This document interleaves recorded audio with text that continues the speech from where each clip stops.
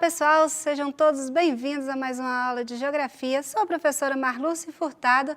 O tema da nossa aula de hoje é população, características e fluxos migratórios. A continuidade da nossa aula sobre população. E vamos ao objetivo das aulas de hoje? Segue comigo o slide.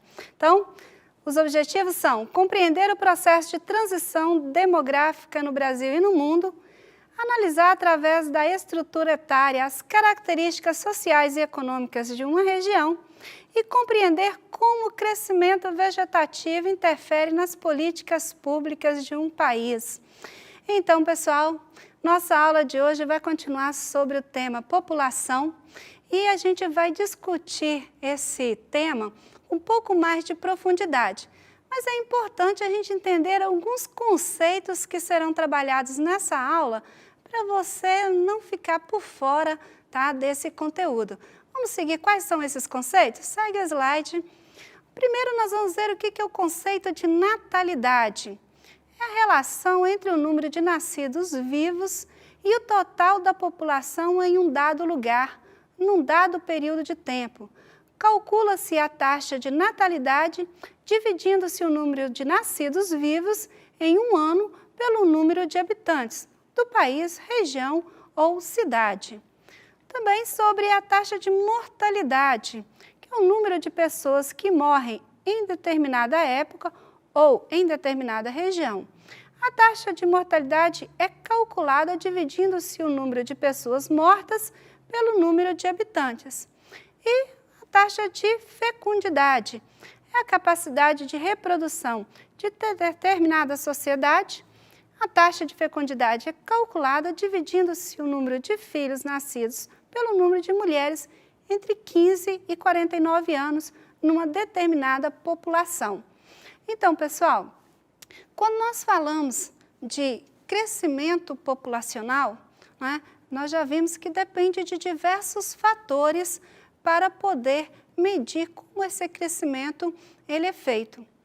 Nós vamos usar, né, uma estrutura para entender um pouquinho melhor esse tema, falando sobre transição demográfica, ou seja, como a sociedade, como a população vai sendo modificada dentro desses aspectos de natalidade, mortalidade, fecundidade, no decorrer, né, do tempo, principalmente levando em consideração os aspectos econômicos de cada período. Só lembrando você que essa transição demográfica, ela também não vai ocorrer em todas as regiões no mesmo período, tá? Considerando que há uma relação entre a transição demográfica e questões econômicas. Então, por isso, vale você lembrar que essa transição está ligada a um aspecto social e econômico de uma determinada região, num determinado período de tempo. Então, vamos lá, vamos ver o que é a transição demográfica. Segue o slide. Primeira fase, chamada pré-transição. O que seria essa primeira fase? Bom, a taxa de natalidade e a taxa de mortalidade são elevadas em decorrência da carência de condições médicas e sanitárias, proporcionando um baixo crescimento vegetativo. Essa fase é considerada como pré-industrial. Então, pessoal, essa fase, chamada pré-industrial, ela vai ter uma característica comum a todas as regiões, que é o quê? Alta natalidade e alta mortalidade. Ou seja, nascia-se muitas pessoas, mas também morria muitas pessoas. Por isso, o crescimento vegetativo permanecia estável. Por quê? Porque não havia aí a situação de crescimento populacional, porque o mesmo número de pessoas que nasciam também era o mesmo número de pessoas que morriam. Então, um crescimento aí muito baixo. Próxima fase, a fase 2, ocorre o desenvolvimento industrial e, por consequência, a urbanização e o desenvolvimento econômico e social, caracterizando a fase da modernização. Então, o que tem essa fase agora? Veja bem, a taxa de natalidade mantém-se elevada por um período mais longo que a taxa de mortalidade. Observa que essa taxa de mortalidade, ela começa a decair de forma muito mais intensa do que a redução da natalidade. A diferença entre a taxa de natalidade e mortalidade proporciona elevado crescimento vegetativo, determinando, assim, a fase da explosão demográfica. Então, pessoal, veja bem, essa explosão demográfica ela é resultado de um maior número de pessoas que nasceu, mas com um número muito menor de pessoas que morreram. Ou seja, você tem, nesse caso, um crescimento da população. Em que condições essa segunda fase vai ocorrer?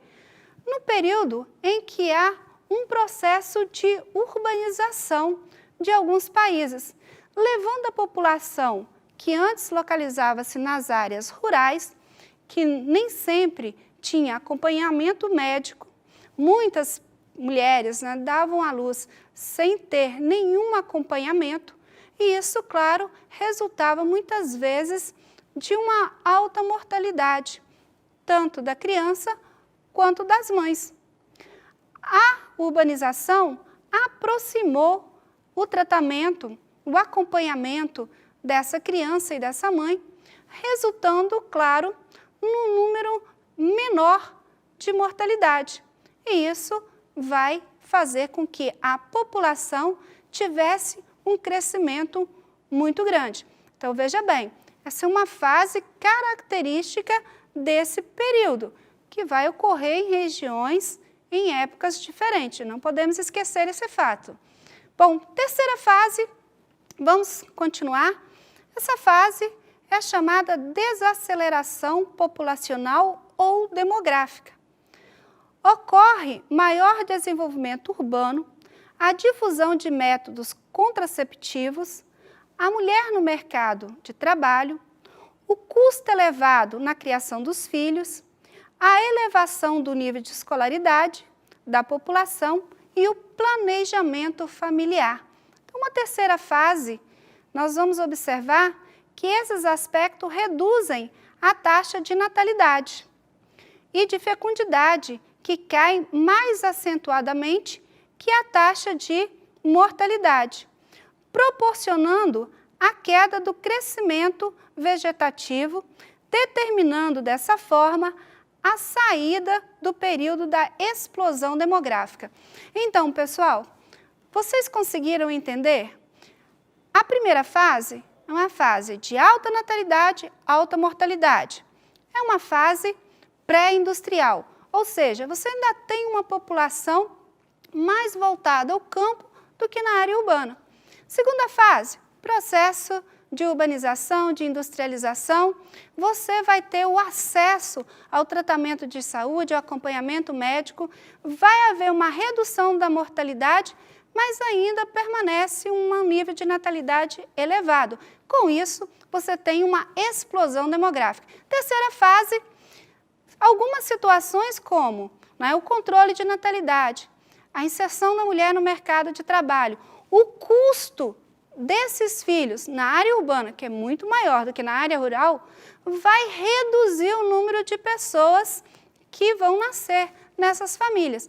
E isso vai refletir no crescimento demográfico, ou seja, você vai sair daquela fase de grande crescimento populacional determinada aí pela explosão demográfica. Então, vamos à quarta fase. Bom, quarta fase, a estabilização populacional ou demográfica. Com a população urbana elevada, ocorre um regime demográfico com baixas taxas de natalidade e de fecundidade, bem como da taxa de mortalidade, proporcionando um crescimento vegetativo baixo, próximo de zero, além do envelhecimento da população. A contínua queda da taxa de natalidade proporcionará um crescimento vegetativo negativo, ou seja, a redução da população absoluta em virtude de uma taxa de mortalidade ficar superior à taxa de natalidade, caminho que os países europeus seguem rapidamente, como é o caso de Portugal. Então, veja bem, o que nós estamos vendo nessa quarta fase? Você tem uma redução significativa de números de nascidos, considerando que isso, num primeiro momento, pode demonstrar um certo grau, né, de evolução da sociedade. Mas, na verdade, ela demonstra o início de um desequilíbrio. Por quê? Porque o envelhecimento da população vai necessitar uma população jovem que ocupe o lugar dessa população que está envelhecendo.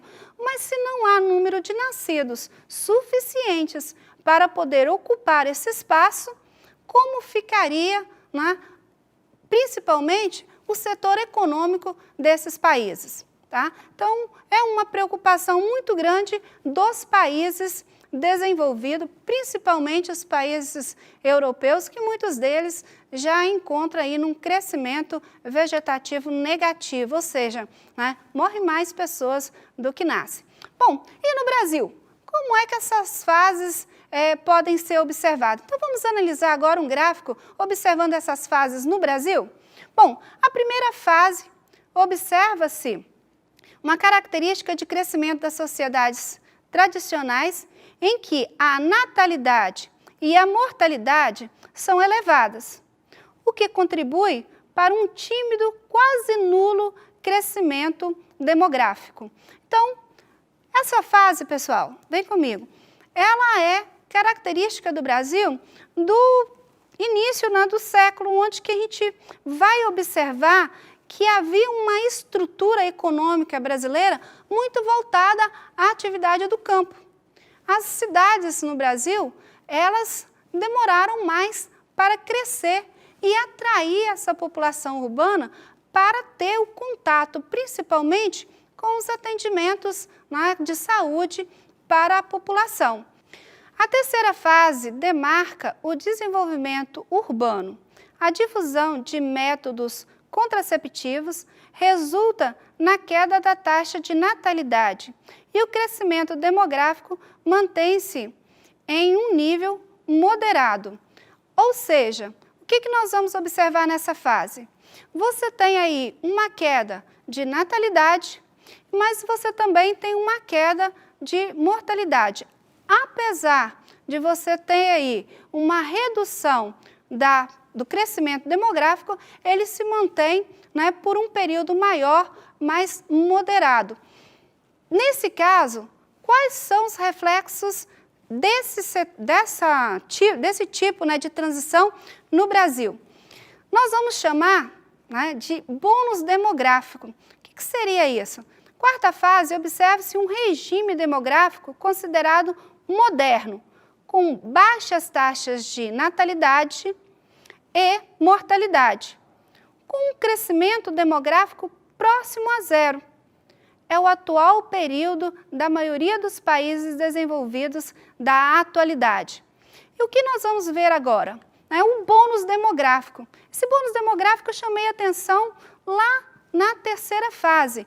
Por quê? Porque ela vai ter um período em que vai iniciar esse crescimento demográfico com a queda da natalidade e da mortalidade. O fenômeno é chamado de bônus demográfico porque ele ocorre quando há proporcionalmente um maior número de pessoas em idade ativa aptas para trabalhar. O Brasil possui 50 milhões de jovens. O aumento da população nessa faixa etária começou no início da década de 2010 e teria seu auge em 2020. Pessoal, olha bem, nós vamos observar que o Brasil, ele teve a oportunidade de preparar para o mercado de trabalho os seus jovens nesse período de bônus demográfico. Ou seja, um período em que nós tínhamos a possibilidade de preparar o que seria, né, daqui 20 anos, os nossos idosos. pensando que uma boa educação, uma boa qualificação para o mercado de trabalho, tornará essa população menos dependente do Estado, menos dependente de políticas públicas, tá? Então, boa parte dos países em desenvolvimento que conseguiram se manter dentro desse crescimento com qualidade são países que tiveram um crescimento econômico, um crescimento social sustentado. Bom, mas claro que nem todos os países fizeram, né, o seu papel em relação a esse bônus demográfico. E aí vamos ter uma estrutura etária bem diferenciada. Bom, falando em estrutura etária, o que significa isso? Existe uma estrutura de população que nós chamamos de pirâmide etária. Ela divide a população sexo masculino e feminino e por idade. Existem 4 tipos principais de pirâmides populacionais, que são classificadas conforme a idade predominante da população. Primeira é a chamada pirâmide jovem. Possui uma base larga, em virtude dos altos índices de natalidade, e um topo muito estreito, em função da alta mortalidade e da baixa natalidade em tempos anteriores. Esse tipo de pirâmide é visto com mais frequência em países subdesenvolvidos. Vou te dar uma dica muito importante. Se você quer ver como é a economia de um país, analise a sua pirâmide etária. Se a pirâmide for uma pirâmide quase perfeita, é um país subdesenvolvido, é um país pobre. Por quê? Porque ele tem uma base larga, ou seja, ele não controla o número de natalidade, e a relação é aí, né, que nós já trabalhamos sobre esse ponto, onde que a relação entre população, crescimento populacional e a pobreza. Quanto maior for a pobreza, maior o crescimento populacional. Então, voltando ao slide, vamos ver uma pirâmide adulta. Como é que é uma pirâmide adulta? Possui uma base também larga, porém com uma taxa de natalidade menor em face da população infantil e jovem. Então, o que nós vamos observar nessa pirâmide? Você já tem um certo controle da natalidade e você tem aí um número maior de adultos. Então, essa pirâmide já demonstra a necessidade de uma política pública voltada à questão do emprego, já que é nessa fase que a população está apta ao trabalho. Vamos continuar então? A pirâmide rejuvenescida apresenta um relativo aumento do número de jovens em relação a um período anterior, em função do aumento da fecundidade, geralmente em países desenvolvidos que estimulam a natalidade. Então, pessoal, olha bem, muitos países desenvolvidos que viram a taxa de natalidade dos seus países, né, caírem muito, principalmente devido ao avanço da sua economia, passou a incentivar maior número de filhos por casal. Então, muitos países europeus dão aí muito incentivo, como período, né, maior em casa, o período de maternidade para o pai, para a mãe, também tem um salário, né, para a criança. Então, todos esses fatores fazem com que haja uma maior possibilidade, né, de ter mais filhos nesses países. Então, são pirâmides em que você vê uma base um pouco mais larga. Continuando, então, vamos à pirâmide envelhecida. A população adulta é predominante e é a base bem reduzida, apresentando uma quantidade de idosos significativamente maior em comparação às demais pirâmides. Esse tipo de pirâmide é mais comum em países desenvolvidos. Então, gente, veja bem, vamos pegar como exemplo a Alemanha para a gente entender como é essa estrutura da pirâmide etária. Segue o slide. Vamos lá. Nos países desenvolvidos, presença marcante da população adulta. Porcentagem expressiva de idosos, consequência do baixo crescimento vegetativo e da elevada expectativa de vida. Essa situação tem levado diversos países do mundo a reformas sociais, particularmente no sistema previdenciário, uma vez que o envelhecimento da população obriga o Estado a destinar boa parte de seus recursos econômicos para a aposentadoria. Então, veja bem, pessoal, é um problema sério, tá? Que muitos países desenvolvidos enfrentam hoje, tá? Que é o envelhecimento da população sem ter aquela população mais jovem para substituir os idosos. Bom, vamos resumir essa pirâmide etária em dois grupos, então. Países subdesenvolvidos, segue o slide. Os jovens superam os adultos e os idosos, consequência do alto crescimento vegetativo e da baixa expectativa de vida. Essa situação coloca os países subdesenvolvidos numa situação de desvantagem, particularmente os pobres que possuem famílias mais numerosas. Sustentar um número maior de filhos limita as possibilidades do Estado e da família em oferecer uma formação de boa qualidade, inserindo precocemente a criança no mercado de trabalho e reproduzindo o círculo vicioso da pobreza, que dificulta a possibilidade de ascensão social futura. Então, pessoal, nós vimos como é a estrutura de um país desenvolvido, como é a estrutura de um país subdesenvolvido. Mas nós vamos, para concluir a nossa aula de hoje, analisar como esse aspecto da pirâmide etária dos países subdesenvolvidos pode se tornar o que nós chamamos de ciclo vicioso da pobreza. Você já ouviu falar? Ciclo vicioso da pobreza. Então, como é que ocorre esse ciclo? Vamos no slide, então.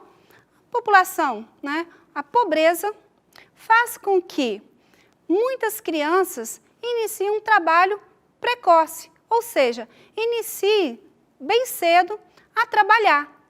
Isso vai gerar uma evasão escolar. Essa evasão vai refletir na falta, né, do acesso desse jovem, dessa criança, a uma educação que vai resultar numa falta de profissionalização. Essa falta de profissionalização vai gerar um subemprego ou um desemprego que vai alimentar o sistema de pobreza. Então, vocês entenderam que nessa situação, esse ciclo vicioso tende a se repetir se ele não for quebrado? Eu vou te fazer uma pergunta. Onde você acha que esse ciclo pode ser quebrado? Se você pensou na educação, você pensou correto, tá? É a educação o principal elo para poder desligar esse ciclo e fazer com que o jovem tenha uma outra possibilidade de vida. Então, a educação, nesse caso, seria a solução dos países subdesenvolvidos, quebrar esse ciclo de pobreza e melhorar a sua estrutura etária. Então, pessoal, eu espero que vocês tenham entendido a aula de hoje. O conteúdo de população, ele é bem complexo quando a gente vai comparar população de país rico e população de país pobre.